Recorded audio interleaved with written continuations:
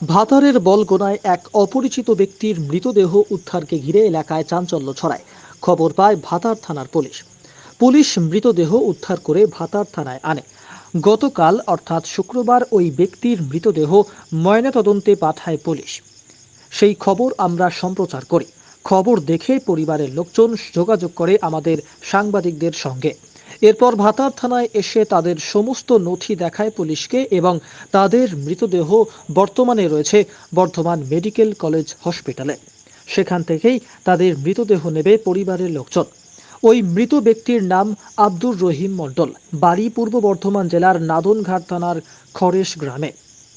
পরিবার সূত্রে জানা যায়, গত 10 থেকে 12 দিন আগে বাড়ি থেকে নিখোঁজ হয়ে যায় ওই ব্যক্তি। তিনি মানসিক ভারসাম্যহীন ছিলেন। এই বিষয়ে নাদনঘাট থানায় লিখিত অভিযোগ করে গত 10 দিন আগে পরিবারের লোকজন সংবাদ মাধ্যমের দ্বারা মৃতদেহ ফিরে পাওয়ায় ধন্যবাদ জানিয়েছেন সংবাদ মাধ্যমকে। খবর তো দেখেছিলাম, উনি তো 10 দিন আগে নিখোঁজ হয়েছিল। হ্যাঁ, তো ভাতার থানায় আমি খবর পেলাম। ভাতার থানায় আমরা এখন বডি নিতে এসেছি, কিন্তু আমাদের সংবাদের মাধ্যমে খবরটা পেয়েছিলাম। হ্যাঁ, তো এখন ভাতার থানায় যোগাযোগ চলছে। এখন বর্ধমান ইয়েতে আছে বডিটা। কি ওনার কি মাথার সমস্যা ছিল? মাথার সমস্যা ছিল। কতদিন নিখোঁজ ছিল? 10-12 দিন হলো নিখোঁজ ছিল। কি নাম ওনার? আব্দুল রহিম মণ্ডল, বাড়ি খরশগ্রাম, নাদনঘাট জেলা, থানা বর্ধমান। থানা নাদনঘাট, জেলা বর্ধমান। আপনার কে হয়? আমার চাচাতো ভাই হয়।